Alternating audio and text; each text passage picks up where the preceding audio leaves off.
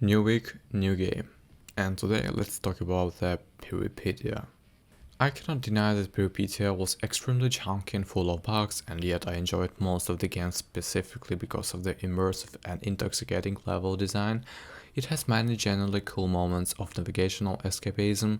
I thought the zones like refinery looked amazing, and I can't help but feel mesmerized by the scope.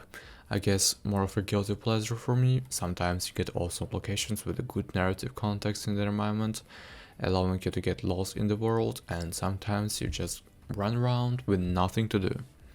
There are 5 different levels that usually have more than a few ways to complete or navigate them. You should be able to experience most of the main content in 10 to 15 hours. More if you'll explore a very little possibility. The game has also misleading feedback on the quest triggers, and while getting close intentional, there are other technical things and their implementation that just makes it more confusing on top of it. For example, when you give the items to quest characters, they will often ask them for again, even though the quest was completed. On top of it, many relevant quest milestones are not marked in the journal, so sometimes you might do something on the map and you will have no idea if you accomplished anything. Even some of the wording in the journal can be a little confusing for no reason.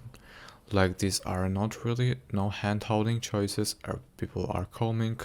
There are already examples of intuitive quests in the game, and it's more of a half-baked implementation.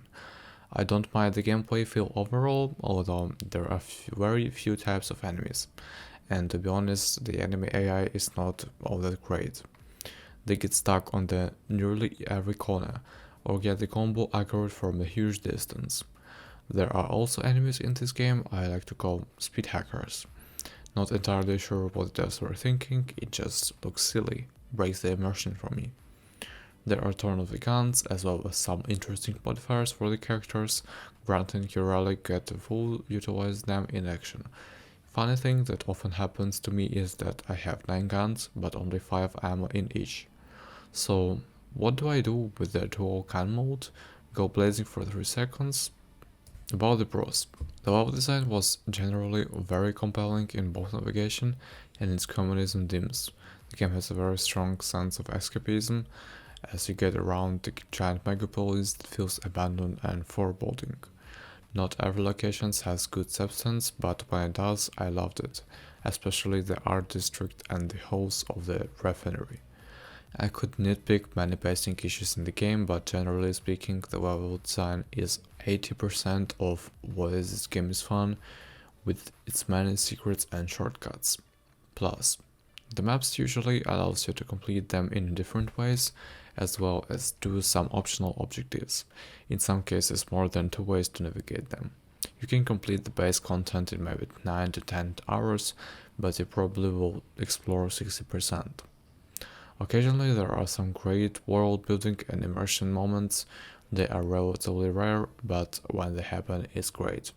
I think my 2 favorite moments were the library is the art district and the nervous system part of the refinery. Now the game has a lot of ideas and tools to experiment in combat, it's just that enemies are junk in this game, so you only get so many situations where any of that matters in the practical application.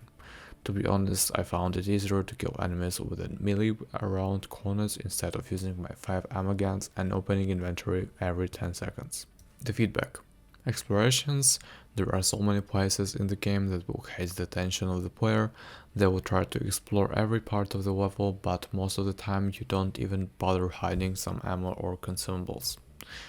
Like, if the place looks interesting to climb, make sure you hide something there. You only do it like 10% of the time when I explore, maybe some basic items, some ammo, or even some characters for lore.